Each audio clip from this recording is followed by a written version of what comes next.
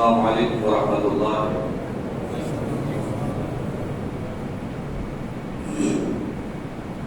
الحمد للہ رب العالمین ولا عدوان الا علی الظالمین والصلاة والسلام علی سید المرسلین وعلى آلہ واصحابہ اجمعین، اما بعد، اللهم صل علی سیدنا وحبیبنا ومولانا محمد وعلى آل سیدنا ومولانا محمد وبارک وسلم۔ صلاۃ والسلام علیک یا رسول اللہ صلی اللہ تعالی علیہ وسلم۔ اللہ تعالیٰ نے ہمیں اپنے نبی صلی اللہ تعالیٰ علیہ وسلم کو بھیج کر ہم پر احسان عظیم کیا کہ اللہ کے نبی صلی اللہ علیہ وسلم کے ذریعے لوگ گمراہی سے نکل کر ہدایت کی طرف پہنچے۔ اگر آپ صلی اللہ تعالیٰ علیہ وسلم کی تشریف آوری نہ ہوتی تو آپ کو معلوم ہے کہ لوگ جو ہے بتوں کی عبادت کیا کرتے تھے، انہیں نہیں معلوم تھا کہ اللہ کیا ہے، اس کے حقوق کیا ہیں، اللہ کی ذات و صفات کے بارے میں کیا عقیدہ رکھنا چاہیے۔ یہ سب ہمارے نبی صلی اللہ علیہ وسلم کا احسان ہے کہ انہوں نے ہمیں یہ ساری چیزیں بتا کر ہمیں سیدھا راستہ دکھا دیا اور اس پر چلنے کے لائق بنا دیا۔ تو اب جب نبی کریم صلی اللہ تعالیٰ علیہ وسلم کا ہم پر بے شمار احسان ہے تو ہم پر یہ حق بنتا ہے کہ ہم نبی کریم صلی اللہ تعالیٰ علیہ وسلم کی تعظیم و توقیر کریں، ان کی عزت کریں۔ نبی کریم صلی اللہ علیہ وسلم کی تعظیم ہم پر فرض ہوتی ہے۔ اللہ کے نبی صلی اللہ علیہ وسلم کی تعظیم کوئی معمولی چیز نہیں ہے کہ کریں یا نہ کریں، بلکہ یہ دوسرے فرائض کی طرح ایک فریضہ ہے، بلکہ بہت سارے فرائض سے اہم ہے، اس کا درجہ بہت سارے فرضوں سے بڑھ کر ہے۔ حضور کی تعظیم، حضور کی عزت، حضور کا احترام۔ صحابہ اکرام نے خود نبی کریم صلی اللہ علیہ وسلم کی حد درجہ تعظیم کی ہے۔ اب جب ہمیں یہ معلوم ہو گیا کہ نبی کریم صلی اللہ علیہ وسلم کی تعظیم ضروری ہے تو وہ تعظیم کب ہونا چاہیے اور کس قدر ہونا چاہیے؟ تو ہمارے نزدیک نبی کریم صلی اللہ علیہ وسلم کی تعظیم ہم نے بتا دیا کہ بہت سارے فرضوں سے بڑھ کر ہے، اور یہ تعظیم آپ کی کوئی معمولی تعظیم نہیں، بلکہ آپ کی تعظیم تمام رشتہ دار، ماں باپ، اولاد اور تمام دوستوں احباب سے زیادہ ہونا چاہیے۔ یعنی آپ کی تعظیم والد سے بھی بڑھ کر ہوگی، آپ کی تعظیم ماں سے بھی زیادہ ہوگی، آپ کی تعظیم بڑے بھائی سے بھی زیادہ ہوگی۔ دنیا میں غرض یہ کہ کوئی ایسا انسان نہیں ہے کہ جس کی تعظیم ہم رسول کریم صلی اللہ علیہ وسلم کی تعظیم کی طرح کریں، بلکہ سب سے بڑھ کر تعظیم اللہ کے حبیب صلی اللہ علیہ وسلم کی ہونا چاہیے۔ ایک بات ہے۔ دوسری بات یہ ہے کہ حضور کی تعظیم صرف یہ نہیں کہ دوسرے مقامات پر ہو، حضور کی تعظیم تو نماز میں بھی فرض ہے۔ یعنی حضور کی تعظیم کے دو رتبے ہیں، ایک تو عام طور پر تعظیم ہے نماز کے باہر، اور ایک تعظیم ہے نماز کی حالت میں۔ آپ دیکھیے ہم بہت سارے لوگوں کی تعظیم کرتے ہیں، مثلا اپنے باپ کی تعظیم کرتے ہیں، اپنے استاد کی تعظیم کرتے ہیں، اپنے پیر کی تعظیم کرتے ہیں، اپنے بڑے بھائی کی تعظیم کرتے ہیں، اپنی والدہ کی تعظیم کرتے ہیں، اپنے دوستوں احباب کی تعظیم کرتے ہیں، لیکن کیا مجھے بتائیے ان میں سے کسی کو یہ حق حاصل ہے کہ ہم حالت نماز میں اس کی تعظیم کریں؟ نہیں۔ اس لیے کہ اللہ رب العزت کی بارگاہ میں جب آدمی نماز پڑھ رہا ہے تو پھر کسی اور کی تعظیم کا وہ پھر ادا نہیں کر سکتا، کسی اور کی تعظیم نہیں کر سکتا۔ اگر اس نے ایسا کیا تو نماز فاسد ہو جائے گی۔ لیکن اللہ کے نبی صلی اللہ علیہ وسلم کی ذات بابرکت، آپ صلی اللہ علیہ وسلم کا مقام و مرتبہ اتنا بلند ہے کہ حضور کی تعظیم نماز کے باہر ہی فرض نہیں ہے، نماز کے اندر بھی فرض ہے۔ حالت نماز میں بھی تعظیم ضروری ہے۔ تو یہ تو ہوا اہل سنت و جماعت کا عقیدہ جو میں نے آپ کو بتایا، لیکن غیر مقلدین وہابیہ اور دیوبندیوں جماعتیوں کا عقیدہ سنیے۔ ان کا کہنا یہ ہے کہ حضور کی تعظیم بڑے بھائی کی طرح کرنا چاہیے، جس طرح ہم اپنے بڑے بھائی کی تعظیم کرتے ہیں ایسی تعظیم حضور کی کرنا چاہیے، اور یہ خود ان کی کتابوں میں لکھا ہے۔ میں کوئی بھی بات ہماری فائل کے طور پر نہیں کہتا، ہمیشہ میں ریفرنس کے ساتھ بات کرتا ہوں، اگر کسی کے دل میں خلش ہے، کوئی بات کرنا چاہتا ہے تو کبھی بھی آ کر بات کر لے. یہ نہ سوچے کہ میں یوں ہی کہہ رہا ہوں، میرے پاس سارے حوالے موجود ہیں اور یہ سب میں پڑھ لکھ کر کہہ رہا ہوں، سن کر بھی نہیں کہہ رہا ہوں کسی سے. سمجھ رہے ہیں؟ تو ان کی کتابوں میں لکھا ہے، خود اسماعیل دہلوی نے تقویۃ الایمان میں لکھا ہے کہ حضور کی تعظیم جو ہے وہ بڑے بھائی کی طرح کرنا چاہیے، اس سے زیادہ تعظیم نہیں کرنا چاہیے. جبکہ میں نے آپ کو بتا دیا کہ ہم اہل سنت والجماعت کے نزدیک اللہ کے رسول صلی اللہ علیہ وسلم کی تعظیم صرف بڑے بھائی کی طرح نہیں ہوگی، بلکہ باپ سے بھی زیادہ ہوگی، اور اتنی تعظیم ہوگی کہ وہ تعظیم سارے لوگوں سے بڑھ کر ہوگی. دنیا میں کوئی شخص ایسا نہیں ہے کہ جس کی تعظیم رسول کریم صلی اللہ علیہ وسلم کی جیسی تعظیم. اور یہ طریقہ ہمیں خود قرآن نے دیا ہے، احادیث مبارکہ نے دیا ہے، صحابہ کرام کی زندگی نے دیا ہے، بزرگوں کے اقوال نے دیا ہے. اگر میں اس ٹاپک پر بولنا چاہوں تو گھنٹوں گفتگو کر سکتا ہوں، اور الحمدللہ اپنی مثال پر میں بہت ساری دلیلیں آپ کے سامنے پیش کر سکتا ہوں، لیکن میں زیادہ تفصیلی گفتگو نہیں کروں گا جیسا کہ روزانہ کا طریقہ ہے. چند چیزیں میں آپ کے سامنے رکھوں گا، لیکن وہ چیزیں اتنی مضبوط ہوں گی کہ الحمدللہ یہ مضمون، یہ ٹاپک بالکل روتے روشن کی طرح ظاہر و باہر ہو جائے گا، اور آپ اس کے بعد دو چار کی طرح یہ نتیجہ نکال سکیں گے کہ اللہ کے نبی صلی اللہ علیہ وسلم کی تعظیم بہت اہم ہے، اور وہ تعظیم تمام لوگوں سے بڑھ کر ہے. آئیے میں بخاری شریف سے آپ کے سامنے حدیث پیش کروں گا انشاءاللہ، اور اس سے پہلے قرآن پاک کی آیت. قرآن پاک میں بہت ساری جگہ ہمارے نبی صلی اللہ علیہ وسلم کی تعظیم کے بارے میں حکم دیا گیا ہے. سورہ حجرات 27 کے بارے میں اللہ تعالیٰ نے نبی کریم صلی اللہ علیہ وسلم کی بارگاہ کے آداب سکھائے. سب سے پہلی آیت سورہ حجرات کی کیا ہے؟ اللہ تعالیٰ فرماتا ہے یا ایھا الذین آمنوا لا تقدموا بین یدی اللہ ورسولہ واتقوا اللہ ان اللہ سمیع علیم. اس آیت کا مطلب یہ ہے کہ اے ایمان والو، اللہ و رسول سے آگے مت بڑھو، کسی بھی چیز میں اللہ و رسول سے آگے مت بڑھو، اللہ سے ڈرو، بے شک وہ سنتا اور جانتا ہے. اب اس آیت کریمہ نے بتا دیا کہ اللہ اور اس کے رسول سے آگے بڑھنا یہ ناجائز ہے، ان سے آگے بڑھنا گناہ ہے. آگے بڑھنے کا مطلب کیا ہے؟ نبی کریم صلی اللہ علیہ وسلم سے قول یا فعل کسی بھی چیز میں آپ صلی اللہ علیہ وسلم سے آگے بڑھنے کی اجازت نہیں ہے. آگے اللہ تعالیٰ نے جو اس کے بعد آیت آئی اس میں فرمایا، دوسرا خطاب مومنوں سے کیا، فرمایا یا ایھا الذین آمنوا لا ترفعوا اصواتکم فوق صوت النبی. اے ایمان والو، تم اپنی آواز کو نبی کی آواز پر بلند مت کرو. تو یہ دیکھیے، نبی کی آواز پر کسی کی آواز بلند ہو جائے تو یہ بھی آگے بڑھنا ہوا. قرآن نے پہلے کہہ دیا کہ اللہ کے رسول سے آگے مت بڑھنا، ان سے آگے مت بولنا، وہ گفتگو کرتے ہو تو ان کی بات مت کاٹنا، ان کی بارگاہ میں آہستہ سے کلام کرنا. یہ خود قرآن نے ہمیں طریقہ بتایا اور قرآن نے یہ ڈھنگ ہمیں دیا ہے، اور فرمایا وَلَا تَجْهَرُوا لَهُ بِالْقَوْلِ، اور ان کے حضور چیخ کر مت بولنا. كَجَهْرِ بَعْضِكُمْ لِبَعْضٍ، جیسے تم ایک دوسرے سے چیخ کر بولتے ہو. کیوں؟ اگر تم ایسا کرو گے أَن تَحْبَطَ أَعْمَالُكُمْ وَأَنْتُمْ لَا تَشْعُرُونَ، کہیں ایسا نہ ہو یہ فعل بد انجام کرنے کی وجہ سے تمہارے تمام اعمال برباد ہو جائیں، تمہاری تمام نیکیاں ضائع ہو جائیں اور تمہیں خبر بھی نہ ہو. تو پتہ چلا کہ حضور کی بارگاہ میں ادب سے پیش آنا ضروری ہے، اور جو حضور صلی اللہ علیہ وسلم کی بارگاہ کا ادب ملحوظ نہیں رکھتا اس انسان کی نیکیاں ضائع ہونے کا ڈر ہے.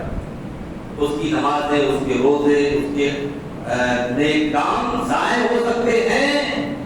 کیوں؟ اس لیے کہ حضور کی تعظیم بجا نہ لانے کی وجہ سے اس کی ساری چیزیں اللہ تعالیٰ قبول نہیں فرمائے گا.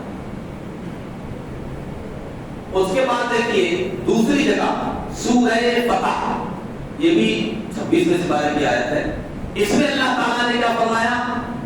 میں نے کل بھی آیت کریمہ پڑھی تھی، اللہ تعالیٰ فرماتا ہے اِنَّا أَرْسَلْنَاكَ شَاهِدًا وَمُبَشِّرًا وَنَذِيرًا، اے محبوب، اللہ تعالیٰ فرماتا ہے اے محبوب، اے میرے رسول، بے شک ہم نے آپ کو بھیجا ہے جنت کی خوشخبری سنانے والا بنا کر اور جہنم کے عذاب سے ڈرانے والا بنا کر۔ کیوں بھیجا ہے؟ اللہ تعالیٰ فرماتا لِتُؤْمِنُوا بِاللَّهِ وَرَسُولِهِ، اس لیے بھیجا ہے تاکہ اے مومنو تم اللہ اور اس کے رسول پر ایمان لاؤ۔ تو پہلے ایمان کا ذکر ہے، ایمان لاؤ، وَتُعَزِّرُوهُ وَتُوَقِّرُوهُ، اور اس لیے بھیجا ہے تاکہ تم رسول کی خوب خوب تعظیم کرو، خوب خوب ان کا ادب بجا لاؤ، وَتُسَبِّحُوهُ بُكْرَةً وَأَصِيلًا، اور اس لیے بھیجا ہے تاکہ صبح و شام تم اللہ تعالیٰ کی تسبیح بیان کرو، تسبیح بیان کرو یعنی اس کی عبادت کرو۔ تو قرآن نے بتا دیا کہ اللہ کے محبوب کو اس لیے بھیجا گیا ہے، تم سے 3 کام مطلوب ہیں۔ پہلا کام یہ ہے کہ تم اللہ اور رسول پر ایمان لاؤ، دوسرا کام یہ ہے کہ تم رسول اللہ کی خوب خوب تعظیم کرو، اور تیسرا کام یہ ہے کہ تم اللہ کی عبادت کرو۔ اگر آپ قرآن پاک کی اس آیت کی ترتیب پر غور کریں گے تو آپ کو بہت لطف آئے گا۔ دیکھیے قرآن نے یہاں 3 چیزیں ذکر کی ہیں۔ پہلی چیز یہ ذکر کی ہے کہ حضور پر ایمان لانا، اللہ اور رسول پر ایمان لانا ہے، اس کے بعد حضور کی تعظیم ہے، اور تیسرے درجے پر ہے عبادت۔ تو پتہ یہ چلا، یہ ترتیب ہمیں یہ بتا رہی ہے کہ اگر کوئی شخص رسول اللہ کی تعظیم کرتا ہے لیکن اس کے پاس ایمان نہیں ہے تو یہ تعظیم بیکار ہے۔ تعظیم جبھی فائدہ دے گی جب وہ مومن ہو۔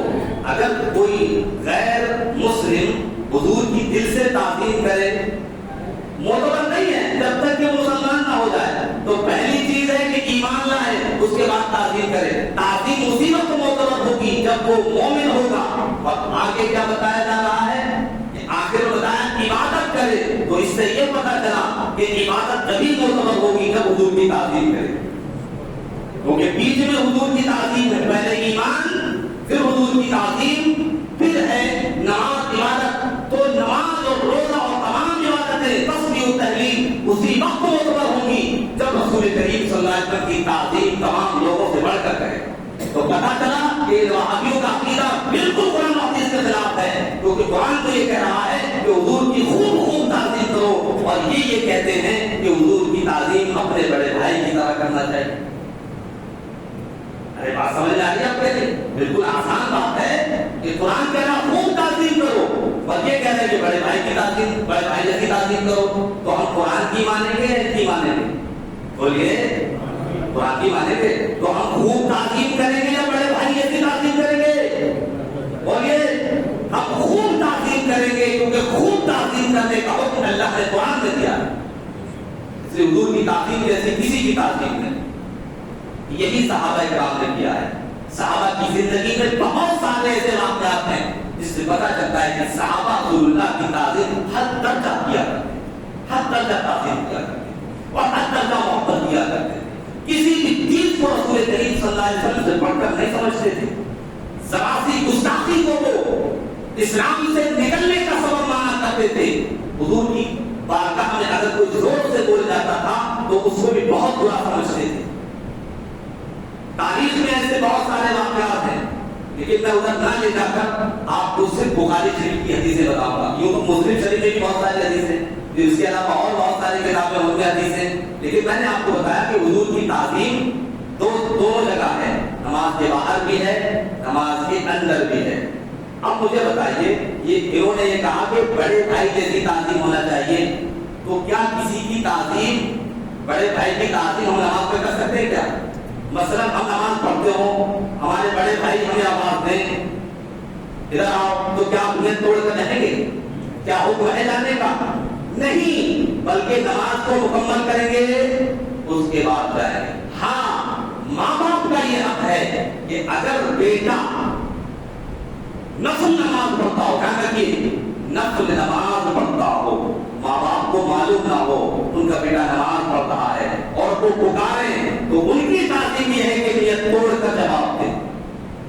سمجھے اتنا بڑا حق ہے ماں باپ کا کہ نماز اگر نفل ہے تو نیت توڑ کر جواب دے اور اس کے بعد نئے سرے سے نماز پڑھے، اسے نماز توڑنے کا گناہ نہیں ہوگا۔ بڑے بھائی کے لیے نہیں توڑ سکتے تھے نا، ماں باپ کے لیے توڑ سکتے، لیکن کون سی نماز ہے؟ لیکن میرے نبی کی تعظیم نے کیا کہ میرے نبی صلی اللہ علیہ وسلم اگر کسی کو بلائے تو وہ کوئی سی بھی نماز پڑھتا ہو، فرض ہو کہ واجب ہو کہ سنت ہو کہ نفل ہو، اس پر ضروری ہے کہ فوراً حاضر ہو جائے مصطفیٰ کی بارگاہ میں، اور میرے نبی صلی اللہ علیہ وسلم کی بارگاہ میں جانے کے لیے نماز کو توڑنے کی ضرورت نہیں ہے، بلکہ یوں ہی حاضر ہو جائے اور اس کے بعد حضور کی بات کو سن لے، اگرچہ حضور سے گفتگو کرنا پڑے اور پھر آ کر نماز کہیں سے پڑھنے کہاں سے چھوڑ کر گیا تھا۔ اب تک جو اس نے کیا ہے وہ سب کچھ نماز ہے۔ اب تک جو کیا ہے، حضور سے باتیں کی، حضور کا کام کرا، وہ سب نماز ہے، وہ سب اللہ کی اطاعت ہے۔ اس لیے کہ میرے نبی صلی اللہ علیہ وسلم کی اطاعت کوئی الگ سے اطاعت نہیں ہے، بلکہ میرے نبی کی اطاعت اطاعت الہی، اطاعت خدا بندی ہے۔ سمجھ رہے ہیں؟ تو اس سے کتنا بڑا ہمیں نبی کریم صلی اللہ علیہ وسلم کا مقام پتہ چلا کہ حضور کا مقام تو وہ ہے کہ اگر فرض نماز کوئی پڑھتا ہو تو وہ بھی اسے چھوڑ کر جائے گا حضور کی بارگاہ میں، اور نہیں گیا تو گناہگار ہوگا۔ یہ سن لیجیے، نہیں گیا تو گناہگار ہوگا۔ ماں باپ اگر بلائیں اور نہ جائیں تو گناہگار نہیں ہوگا، لیکن حق بنتا ہے ان کا کہ نفل نماز چھوڑ کر جواب دے، اتنا بڑا حق ہے۔ لیکن میرے نبی کا مقام یہ ہے کہ فرض نماز ہو اور مصطفیٰ بلائیں تو فوراً جانا ضروری ہے، اگر تاخیر کی تو گناہگار ہوگا۔ اب میں آپ کے سامنے یہاں حدیث پیش کر رہا ہوں، بخاری شریف جلد ثانی کتاب التفسیر، یہ ہے والیوم نمبر 2 کتاب التفسیر اور صفحہ نمبر 642۔ اس میں دیکھیے کون سی حدیث پاک موجود ہے کہ نبی کی تعظیم آپ کو پتہ چلے کہ صحابہ کرام نبی کی کتنی عظیم تعظیم کیا کرتے ہیں۔ پر یہی نہیں، یہ تعظیم کی جو نماز والی ہے یہ صرف حدیث سے ثابت نہیں ہے، قرآن سے بھی ثابت ہے، قرآن سے بھی ثابت ہے۔ سورہ انفال میں اللہ تعالیٰ نے نبی سے بارے میں اللہ تعالیٰ نے فرمایا یا ایھا الذین آمنوا استجیبوا للہ وللرسول اذا دعاکم لما یحییکم، اے ایمان والو جب اللہ و رسول تمہیں بلائیں تو تم فوراً حاضر ہو جاؤ، کیونکہ وہ تمہیں زندگی عطا کرتے ہیں، تمہیں زندگی بخشتے ہیں۔ تو بتایا گیا کہ فوراً حاضر ہو جاؤ اللہ و رسول کے بلانے پر۔ تو قرآن پاک میں تو یہ ہے فوراً حاضر ہو جاؤ، اس میں یہ نہیں ہے کہ نماز میں ہو تو مت ہونا حاضر، نماز کے باہر ہو تو حاضر ہو جاؤ۔ امر جو ہے وہ مطلق ہے، اس میں کوئی قید نہیں ہے، جب بھی میرے نبی بلائیں قرآن کہتا ہے حضور کی بارگاہ میں حاضر ہو جاؤ، کیونکہ یہ حضور کا حق ہے، حضور کی تعظیم کا تقاضا ہے۔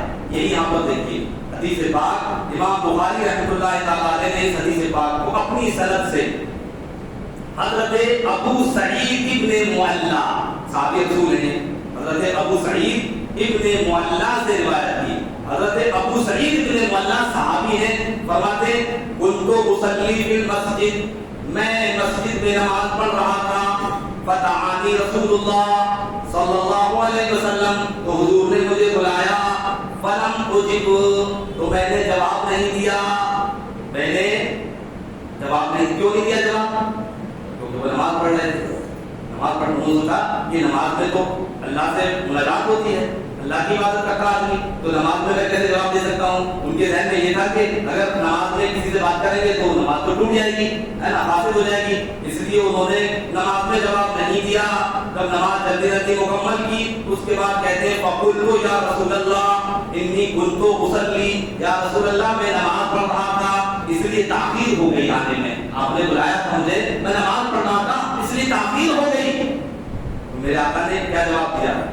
کیا جواب ہے؟ دیکھیے فقال، حضور نے فرمایا الم یقل اللہ، کیا اللہ نے نہیں فرمایا قرآن میں استجیبوا للہ وللرسول اذا دعاکم؟ فرمایا کیا اللہ تعالیٰ نے یہ نہیں فرمایا کہ جب اللہ اور رسول تمہیں بلائیں تو فوراً حاضر ہو جاؤ؟ تو اس سے پتا چلا کہ حضور نے ان کی سرزنش فرمائی اور انہیں اس بات پر تنبیہ کی کہ آئندہ ایسا مت کرنا، میں جب بھی بلاؤں نماز پڑھتے ہو پھر بھی حاضر ہو جانا، یہ مت سوچنا کہ نماز مکمل کر دوں تو جاؤں گا۔ تو اس سے پتا چلا کہ حضور کی تعظیم عین نماز میں بھی ضروری ہے، حضور کی تعظیم ہر وقت ضروری ہے، اور حضور کی تعظیم سب سے بڑھ کر ہے، کیونکہ کسی کے لیے ہم نماز نہیں توڑ سکتے، نماز پورا کر کے جواب دیں گے، لیکن میرے آقا کا یہ مقام ہے، یہ حالت نماز میں حضور کی بارگاہ میں حاضر ہونا ضروری ہے۔ اب حضور نے بلایا تو قبلے سے رخ بھی پھرے گا، قبلے سے آدمی ہٹے گا بھی، تب بھی نماز نہیں ٹوٹ رہی ہے۔ کیوں؟ اس لیے میرے آقا تو کعبے کا کعبہ ہے، کعبے کا کعبہ ہے، اگر کعبے سے سینہ ہٹ گیا تو کعبے کے کعبے کی طرف ہو گیا۔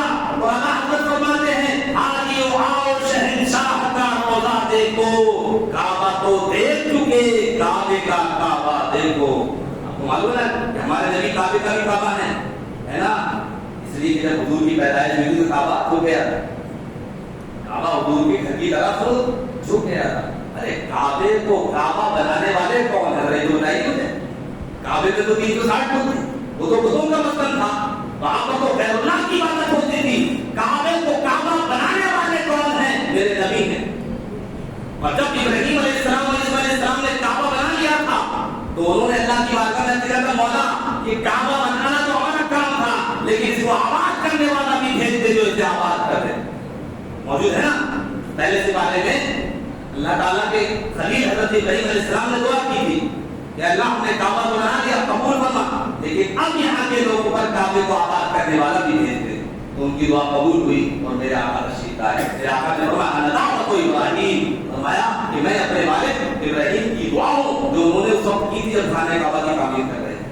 تو آپ دیکھیے یہاں سے پتہ چل گیا کہ ہمارے آقا صلی اللہ علیہ وسلم کی تعظیم بہت عظیم ہے۔ اللہ اکبر کبیرہ، اتنی عظیم ہے، اتنی عظیم ہے کہ نماز کی حالت میں بھی جواب دینا ضروری ہے۔ بخاری شریف میں ہے نا، یہ بخاری شریف میں حدیث موجود ہے۔ یہ دوسری حدیث ترمذی شریف میں ہے، امام ابو عیسیٰ ترمذی رحمۃ اللہ تعالیٰ علیہ نے اپنی کتاب جو 6 کتابوں میں سے کتاب ہے ترمذی شریف، اس میں حدیث ذکر کی ہے نا، ابواب فضائل قرآن میں وہ کیا حدیث ہے؟ حضرت ابی بن کعب کی حدیث ہے۔ حضرت ابی بن کعب یہ بڑے شہید صحابی رسول ہیں۔ آپ جو ہے نماز پڑھ رہے تھے، حضور صلی اللہ علیہ وسلم آپ کے پاس آئے، آپ نے کہا ابی، تو آپ نے تھوڑی سی گردن تو موڑی لیکن نماز سے باہر نہیں ہوئے اور سوچا کہ جلدی سے نماز پوری کر لوں، اس کے بعد حضور کی بارگاہ میں حاضر ہوں گا۔ انہوں نے جلدی سے نماز مکمل کی اور پھر حضور کی بارگاہ میں حاضری ہوئی تو حضور نے پوچھا تاخیر کیوں ہوئی، لیٹ کیوں ہو گئے، کس چیز نے تمہیں روکا؟ اب کہنے لگے یا رسول اللہ میں نماز پڑھ رہا تھا اس لیے میں تاخیر، مجھ سے تاخیر ہو گئی، جواب نہیں دے سکا آپ کی بات۔ تو حضور نے فرمایا کیا تم نے قرآن پاک کی آیت نہیں سنی ہے؟ پھر میرے آقا نے یہی آیت پڑھی، اللہ فرما رہا ہے یا ایھا الذین آمنوا استجیبوا للہ وللرسول اذا دعاکم لما یحییکم، جب اللہ اور رسول تمہیں پکارے تو تم فوراً حضور کی بارگاہ میں حاضر ہو جاؤ، ہے نا، اس لیے کہ وہ تمہیں زندگی عطا کرتے ہیں۔ اب بتائیے اس میں کہا یہ گیا کہ اللہ پکارے اور کون پکارے؟ ہے نا، جب اللہ اور رسول تمہیں پکارے استجیبوا للہ وللرسول اذا دعاکم، جب وہ تمہیں پکارے تم فوراً حاضر ہو جاؤ۔ تو رسول اللہ کا پکارنا یہ اللہ کا پکارنا ہے، اللہ کا پکارنا ہے، رسول کریم کی بارگاہ میں حاضری ضروری ہے۔ ان دو حدیثوں سے، ایک بخاری شریف کی اور دوسری جو ہے ترمذی شریف کی، دو حدیثوں سے میں نے آپ کے سامنے واضح کر دیا کہ رسول اللہ صلی اللہ علیہ وسلم کی تعظیم جو ہے وہ تمام لوگوں سے بڑھ کر ہے، اور آقا علیہ السلام کی تعظیم بڑے بھائی جیسی نہیں ہوگی بلکہ آپ کی تعظیم تو سب سے بڑھ کر ہوگی۔ یہ جلد ثانی، جلد 2۔ اب دیکھیے میرے آقا صلی اللہ علیہ وسلم کی تعظیم، یا آقا علیہ السلام کی تعظیم صحابہ اکرام کس طرح کیا کرتے تھے اور کیسی تعظیم مطلوب ہے۔ نماز میں تعظیم ہے نا بھائی، نماز یہ اللہ کی عبادت ہے، اس میں صرف اللہ کی تعظیم ہوگی، کسی اور کی تعظیم نہیں کرتے، لیکن نماز میں بھی حضور صلی اللہ علیہ وسلم کی تعظیم ثابت ہے، جیسا کہ آپ کے سامنے بیان کیا۔ اب ایک دوسری حدیث دیکھیے جو حضرت عبداللہ بن مسعود رضی اللہ تعالیٰ عنہ کے، حضرت عبداللہ بن مسعود جو ہیں، میں نے آپ کو بتایا کہ بڑی فضیلت، چھٹے مسلمان ہیں آپ، اور فرمایا انا سادس الاسلام، فرمایا کہ میں چھٹا مسلمان ہوں، اور فرمایا کہ اللہ کے رسول صلی اللہ علیہ وسلم کے بارے میں فرمایا عبداللہ تم علم سے بھری ہوئی کٹیا ہو، اور فرمایا کہ تم جو پسند کرتے ہو اللہ وہی پسند فرماتا ہے۔ کتنی بڑی بات ہے نا، بڑے فضائل ہیں، یہ بہت فضائل ہیں، ان کا لقب تھا صاحب اللسان والنعلین، یعنی یہ سفر میں جب رہتے تھے تو حضور صلی اللہ علیہ وسلم کی جوتیاں شریف، حضور صلی اللہ علیہ وسلم کا تکیہ، حضور صلی اللہ علیہ وسلم وضو کا پانی برتن، اور حضور صلی اللہ علیہ وسلم کا ایک ڈنڈا تھا جسے ڈیلا وغیرہ پڑا جاتا تھا، یہ سب اپنے ہاتھ میں رکھتے، ان کا لقب بن گیا تھا صاحب اللسان والنعلین، یعنی حضور صلی اللہ علیہ وسلم کی نعلین شریف، جوتیاں شریف اور حضور کا تکیہ اٹھانے والے، بہت بڑا مرتبہ ہے، حضور کے خاص خادم ہیں۔ اب دیکھیے تو یوں تو تمام صحابہ معظم و کرم ہیں، لیکن عبداللہ بن مسعود کا مقام بہت بلند ہے۔ ہم حنفیوں کے نزدیک سب سے بڑا مرتبہ خلفاء راشدین کے بعد علم کے اعتبار سے حضرت عبداللہ بن مسعود کا، علم کے اعتبار سے خلفاء راشدین کے بعد سب سے بڑا مقام حنفیوں کے نزدیک الحمدللہ وہ کس کا ہے؟ عبداللہ ابن مسعود کا۔ اور ہمارے جو فقہ کی سند ہے نا، جو ہم نماز روزے ادا کرتے ہیں، اس کی سند جو ہے فقہ کی، یہ حضرت عبداللہ بن مسعود تک پہنچتی ہے، عبداللہ بن مسعود تک پہنچتی ہے۔ ہمارے امام اعظم ابو حنیفہ، انہوں نے علم فقہ حاصل کیا اپنے استاد حضرت حماد بن ابی سلیمان سے، انہوں نے علم فقہ حاصل کیا اپنے استاد حضرت ابراہیم نخعی سے، انہوں نے علم فقہ حاصل کیا اپنے استاد حضرت علقمہ ابن قیس سے، انہوں نے علم فقہ حاصل کیا حضرت عبداللہ بن مسعود سے، اور انہوں نے علم فقہ حاصل کیا نبی کریم صلی اللہ علیہ وسلم سے۔ یہ ہماری سند ہے، ہمارے امام، ان کے استاد، ان کے استاد، ان کے استاد، اور پھر یہ سلسلہ پہنچتا ہمارے نبی صلی اللہ علیہ وسلم۔ تو یہ حضرت عبداللہ بن مسعود ہیں، یہ حضرت عبداللہ بن مسعود نبی کریم صلی اللہ علیہ وسلم کے ساتھ نماز تہجد پڑھ رہے تھے، رات میں نماز تہجد پڑھ رہے تھے، تو آقا صلی اللہ علیہ وسلم تھے اور یہ تھے، دو لوگ تھے، آپ صلی اللہ علیہ وسلم جماعت سے نماز تہجد پڑھ رہے تھے، تو آقا صلی اللہ علیہ وسلم نے قیام لمبا کر دیا، قیام لمبا کر دیا، حضرت عبداللہ ابن مسعود پر شاق گزرا، مجھے لگا کہ قیام بہت لمبا ہے اور میرے اندر اتنی ہمت نہیں ہے کہ میں اتنی دیر کھڑا ہو سکوں، تو کہتے ہیں میں نے ایک بری چیز کا ارادہ کیا، میں نے ایک بری چیز کا ارادہ کیا۔ اتنا آپ نے جب کہا تو آپ کے جو شاگرد تھے وہاں پر، انہوں نے کہا حضرت وہ بری چیز کون سی ہے جس کا آپ نے ارادہ کیا ہے نا؟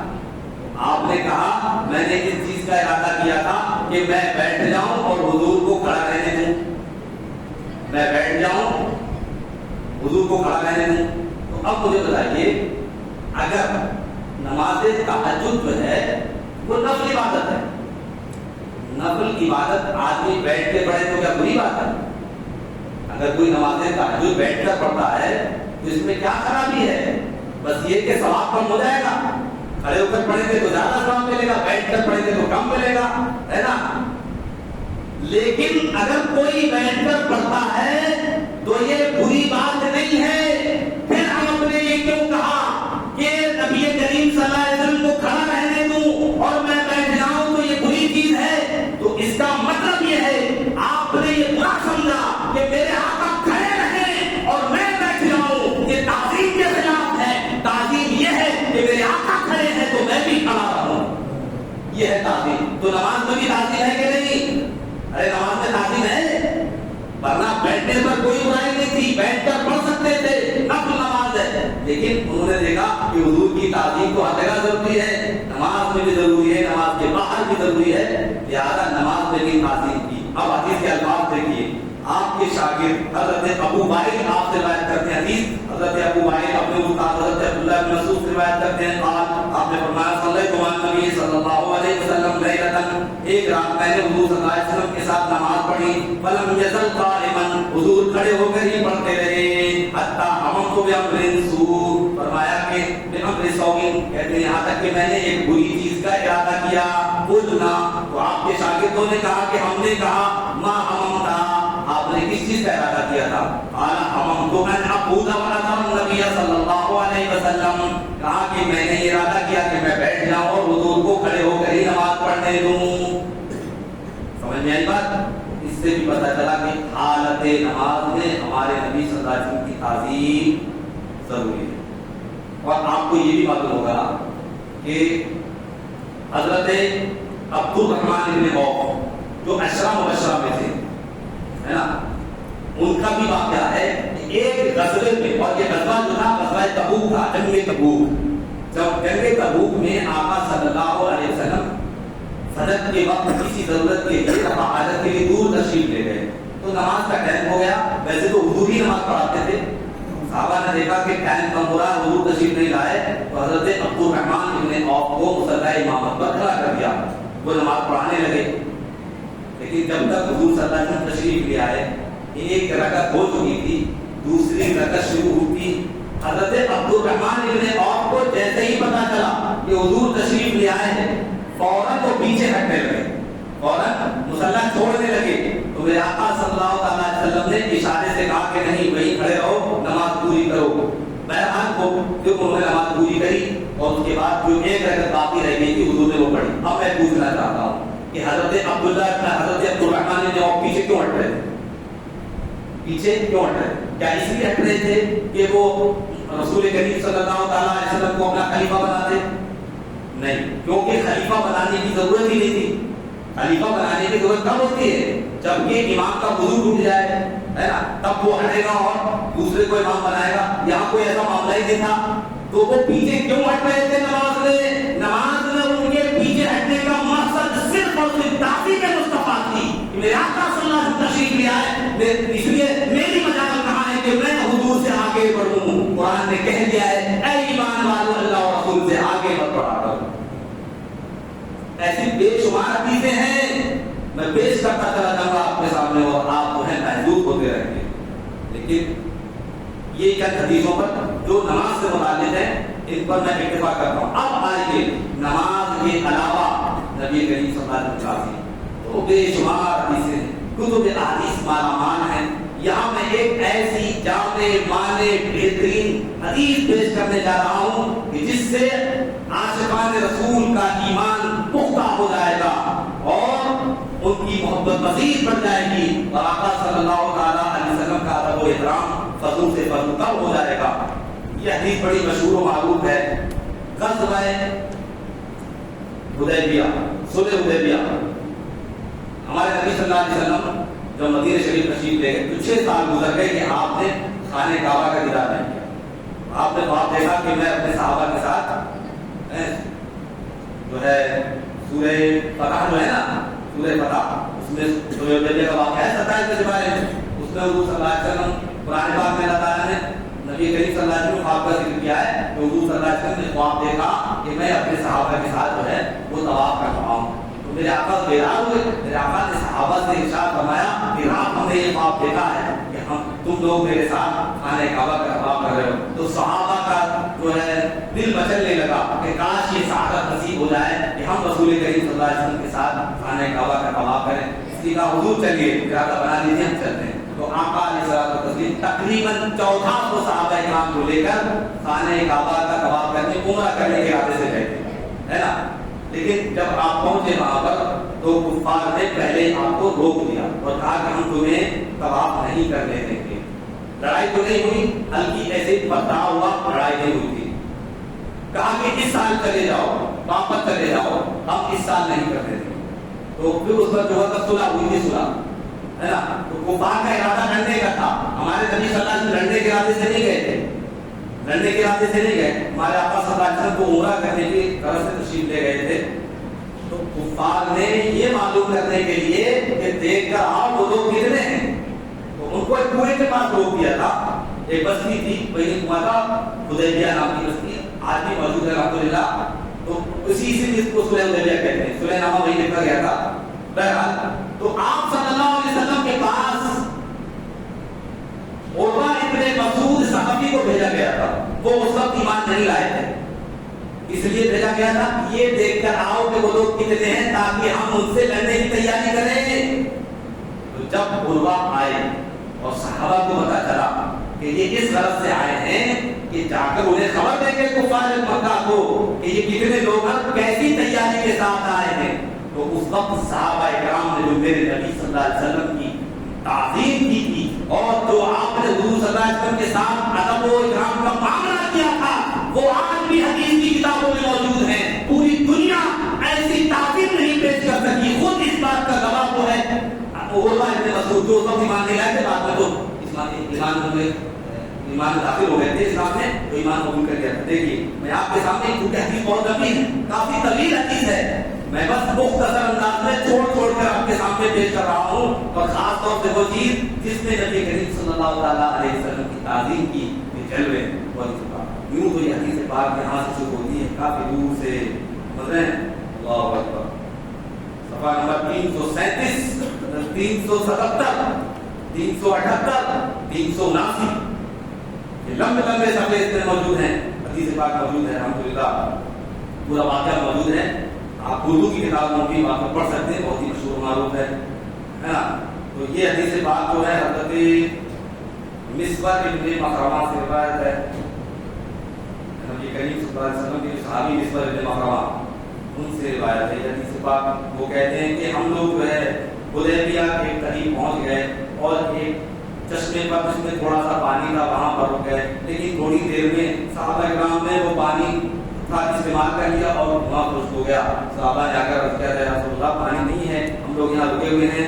میرے آقا صلی اللہ علیہ وسلم نے جو ہے آقا علیہ الصلوۃ والتسلیم نے اپنا وہاں معجزہ دکھایا ہے نا اور اس کے بعد جو ہے پانی ابلنے لگا یہاں تک کہ سارے لوگ سیراب ہو گئے اور اس کے بعد جانوروں کو بھی پلایا تاکہ کر دیا. اس کے بعد کیا ہوتا ہے کہ یہ آتے ہیں حضرت عروہ ابن مسعود ثقفی ہے نا. حضرت عروہ ابن مسعود ثقفی آ کر کیا دیکھتے ہیں واقعہ یہ دیکھیے وَكَانَ الْمُغِيرَةُ صَحِبَ قَوْمًا فِي الْجَاهِلِيَّةِ فَقَاتَلَهُمْ وَأَخَذَ أَمْوَالَهُمْ ثُمَّ جَاءَ فَأَسْلَمَ فَقَالَ النَّبِيُّ صلى الله عليه وسلم أَمَّا الْإِسْلَامُ فَأَقْبَلَ وأما المال فلا تؤمنوا في شيء ثم أن يضرب ثم إن عروة جعل يرمق أصحاب النبي صلى الله عليه وسلم بعينيه. پھر وہ عروہ جو آئے تھے وہ اپنی آنکھوں کے کنارے سے صحابہ کرام کو دیکھنے لگے. قال وہ خود بیان کرتے ہیں جا کر والله ما تنخم رسول الله صلى الله عليه وسلم نخامة إلا وقعت في كف رجل منهم فترك بها وجهه وجلده. وہ کہتے ہیں کہ رسول کریم صلی اللہ علیہ وسلم اگر ریت نکالتے تھے اپنی ناک سے دیکھیں بہت بڑی بات ہے ناک سے اگر ریت نکالتے تھے اللہ تعالیٰ نے آپ کو اس طرح کی چیزوں سے پاک رکھا جیسے عام طور پر ہوتا ہے لیکن پھر بھی آبی پینی طبیعت کے تقاضے کے تحت آپ صلی اللہ علیہ وسلم اگر اپنی ناک سے آبی پینی نکالتے تھے سمجھ رہے ہیں تو جب وہ نیچے گرتی تھی تو صحابہ کرام نیچے نہیں گرنے دیتے تھے بلکہ اپنے ہاتھوں میں لے لیا کرتے تھے. سوچیے یہ کتنی بڑی تعظیم ہے جس چیز سے انسان نہیں کرتا ہے خود اپنی نہیں لے سکتا دوسروں کی تو دور کی بات ہے. وہ میرے آقا صلی اللہ علیہ وسلم کے چہیتے صحابی جب حضور اپنی انفے مبارک ناک سے بینیا طرح سے اگر ریت نکالتے ہیں تو وہ زمین پر نہیں گرتی ہے بلکہ صحابہ اس کو اپنے ہاتھ میں لے لیتے ہیں. اور بخاری شریف میں موجود ہے حدیث یہ سمجھ رہے ہیں اس کو اٹھا لے ہاتھ میں لے لیتے ہیں فَتَنَكَ بِهَا وَجْهَهُ وَيَدَهُ اور اس کو اپنے چہرے اور اپنے بدن پر مل لیتے ہیں. تو یہ اس سے بڑھ کر تعظیم ہو گیا اپنے بدن پر مل لیتے ہیں اور جس کو ملنے کو مل جاتی ہے تو بڑا خوش نصیب سمجھتا اپنے آپ. حضرت عروہ ابن مسعود نے دیکھا اس کے بعد دیکھیں وَإِذَا أَمَرَ اور جب آپ صلی اللہ علیہ وسلم ان کو کسی کام کا حکم دیتے تو ایک دم دوڑ پڑتے تھے وہی ہے نا وَإِذَا تَوَضَّأَ اور جب آپ وضو کرتے تھے كَادُوا يَقْتَتِلُونَ عَلَى وَضُوئِهِ تو صحابہ کرام جو پانی گرتا تھا آپ کے جسم اقدس سے اسے زمین پر نہیں گرنے دیتے بلکہ اس کو حاصل کرنے کے لیے ایک دوسرے پر چڑھ جاتے تھے. دھکا مکی ہوتی تھی کہ مجھے مل جائے کے الفاظ موجود ہیں دیکھیے آپ. اور جس کو مل جاتا تھا وہ پانی وہ اپنے چہرے پر مل لیتا تھا, اپنے بدن پر مل لیتا تھا اور اپنے آپ کو بڑا خوش نصیب سمجھتا تھا. کیا آپ نے کہیں دیکھا کسی کی ایسی تعظیم ہوتی ہو؟ کیا بڑے بھائی کی تعظیم ایسی کرتے ہیں؟ کیا کوئی اپنے بڑے بھائی کا تھوک اپنے چہرے پہ مل لے گا؟ نہیں ملے گا. تو پتا چلا کہ میرے نبی کی تعظیم سارے لوگوں کی تعظیم سے بڑی ہے. اور یہ وہابی نبی کریم صلی اللہ علیہ وسلم کے رتبے کو گھٹانا چاہتے ہیں, تو یہ کہتے ہیں کہ آپ صلی اللہ علیہ وسلم کی تعظیم بڑے بھائی جیسی ہونا چاہیے, ہے نا؟ نہیں, صحابہ کرام نے الحمدللہ وہ کر کے دکھایا جو کسی نے نہیں کیا. اب بتائیے اگر اس میں مبالغہ تھا اور اس میں شرک تھا تو حضور منع کر دیتے, لیکن حضور نے منع نہیں کیا. تو پتہ چلا یہی ایمان ہے جو صحابہ کرام نے کیا تھا, ہے نا؟ وہ کہتے ہیں وَإِذَا تَكَلَّمَ خَفَضُوا أَصْوَاتَهُمْ عِندَهُ, اور جب آپ گفتگو کرتے تھے سارے لوگ خاموش ہو جاتے تھے, اپنی آوازیں پست کر لیتے تھے. وَمَا يُحِدُّونَ إِلَيْهِ النَّظَرَ تَعْظِيمًا لَهُ, اور آپ صلی اللہ علیہ وسلم کی طرف آنکھ بھر کر نہیں دیکھتے تھے بلکہ نظریں نیچے رہتی تھی. کیوں؟ تَعْظِيمًا لَهُ, آپ کی تعظیم کی وجہ سے. پھر کہتے ہیں فَرَجَعَ عُرْوَةُ إِلَىٰ أَصْحَابِهِ, پھر عروہ نے جب یہ آنکھوں سے اپنا سارا منظر دیکھا اور اس کے بعد واپس کفار مکہ کے پاس وہ پہنچے تو جا کر کے کہا رے تم لڑنے کی بات کر رہے ہو کہ ہم ان سے لڑیں گے, دیکھ کر آؤ کتنے لوگ ہیں. ارے میں نے تو وہ دیکھا ہے کہ میں بالکل دنگ رہ گیا ہوں, میں نے آج تک نہیں دیکھا ایسا. اور میرا حال یہ ہے کہ میں تو بڑے بڑے بادشاہوں کے پاس گیا, میں قیصر کے پاس گیا, کسریٰ میں گیا, نجاشی کے پاس گیا, بڑے بڑے بادشاہوں کے دربار میں مجھے جانے کا موقع ملا ہے اور بڑے بڑے تعظیم کرنے والے دیکھے ہیں, لیکن میں نے نہیں دیکھا کہ کوئی قوم اپنے بادشاہوں کی تعظیم اتنی کرتی ہو جتنے نبی کے چاہنے والے وہ تب بات کرتے ہیں. قربان نے ساری کیفیت بتائی کہ اپنی آنکھوں سے دیکھ کر آ رہا ہوں کہ اگر وہ اپنی ناک سے ریت نکالتے ہیں, بلغم نکالتے ہیں, دھوپ نکالتے ہیں تو وہ زمین پر نہیں گرتا. صحابہ اسے اپنے ہاتھوں میں لے لیتے ہیں. ارے فرمان کہنے لگے بتاؤ جو قوم اپنے نبی کا پسینہ زمین پر گرنا برداشت نہ کر سکے وہ ان کا خون بہتے ہوئے کیسے دیکھ سکتی ہے؟ لڑنے کا ارادہ چھوڑ دو تم سے نہیں جیت سکتے. یہ عروہ نے جا کر کہا تمہارے مکہ سے الفاظ موجود ہیں. دیکھیے وہ کہتے ہیں جا کر کے انہوں نے کہا بتانا ہے قوم, اے میری قوم سنو, واللہ لقد وفدت علی الملوک, میں بادشاہوں کے پاس گیا ہوں, وفدت علی قیصر و کسریٰ و نجاشی, اور کہا کہ میں قیصر کے پاس گیا, کسریٰ کے پاس گیا, نجاشی کے پاس گیا. واللہ ان رأیت ملکا قط یعظمہ اصحابہ ما یعظم اصحاب محمد محمدا. کہتے ہیں خدا کی قسم میں نے کسی قوم کو نہیں دیکھا کہ اس کے بادشاہ کی لوگ اتنی تعظیم کرتے ہوں جتنی اصحاب محمد نبی کریم صلی اللہ علیہ وسلم کی کرتے ہیں. ان کا واللہ اتخم نخامۃ الا وقعت فی کف رجل, اگر وہ ریت نکالتے ہیں تو کسی کے ہاتھ میں گرتی ہے اور وہ اپنے چہرے پہ مل لیتا ہے, اپنے بدن پر مل لیتا ہے. جب وہ حکم دیتے ہیں تو لوگ ان کی بات پر ایک دم پورا کرنے کے لیے دوڑ پڑتے ہیں. جب وہ وضو کرتے ہیں تو صحابہ کرام ان کے وضو کے پانی کو لینے کے لیے ایک دوسرے سے لڑ جاتے ہیں, اور جب وہ گفتگو کرتے ہیں تو اپنی آوازوں کو پست کر لیتے ہیں, اور جب کوئی بھی ان میں سے ان کی طرف نظر کر کے نہیں دیکھتا ہے تعظیم کی وجہ سے, تو وہ کہتے ہیں کہ اگر وہ کوئی صلح کا معاملہ پیش کرے تو تم لوگ جو ہے اس کو قبول کر لینا. اب مجھے بتائیے یہ حدیث پاک الحمدللہ ہمارے نبی صلی اللہ علیہ وسلم کی تعظیم کو کس طرح بتاتی ہے؟ یہ نماز کے بعد تعظیم ہے, اور ایسی نہ جانے کتنی حدیثیں ہیں جو ہمارے نبی صلی اللہ علیہ وسلم کی تعظیم کو بتاتی ہیں. اس لیے ہمیں تو وہی تعظیم کرنی ہے جو قرآن و حدیث سے ملی ہے, جو صحابہ کرام سے ملی ہے, کیونکہ میرے آقا نے فرمایا اصحابی النجوم فبأیہم اقتدیتم, میرے صحابہ آسمان کے ستاروں کی طرح ہیں, تم ان میں سے جس کا بھی دامن پکڑ لو گے ہدایت کا راستہ تمہیں مل جائے گا. ہمیں تو اسی راستے پر چلنا ہے, اور اعلیٰ حضرت امام اہل سنت کے اس شعر پر عمل کرنا ہے کہ شرک ٹھہرے جس میں تعظیم نبی, شرک ٹھہرے جس میں تعظیم نبی, اس برے مذہب پہ لعنت کیجیے, اس برے مذہب پر لعنت کیجیے. اللہ رب العزت کی بارگاہ میں دعا ہے کہ ہمیں ہمارے بزرگان دین کے طریقے پر چلنے کی توفیق عطا فرمائے, اور اپنے نبی صلی اللہ علیہ وسلم کی محبت عطا فرمائے, اور ہمارے بھائی جو صحیح راستے سے بھٹک رہے ہیں سنیں، اس پر عمل کریں اور اپنے دل میں حضور کی محبت کریں، اور اگر ان کی کتابوں میں غلط لکھا ہوا ہے تو اس کو چھوڑ دیں، کیونکہ وہ چیز کا عدم بیکار ہے، یہ ضروری ہے جو میں نے آپ کے سامنے پیش کی ہے۔ ان اللہ و ملائکتہ یصلون علی النبی یا ایھا الذین آمنوا صلوا علیہ وسلموا تسلیما اللهم صل علی سیدنا مولانا محمد وآلہ وصحبہ اجمعین برحمتک یا ارحم الراحمین لا الہ الا اللہ محمد رسول اللہ صلی اللہ علیہ وسلم۔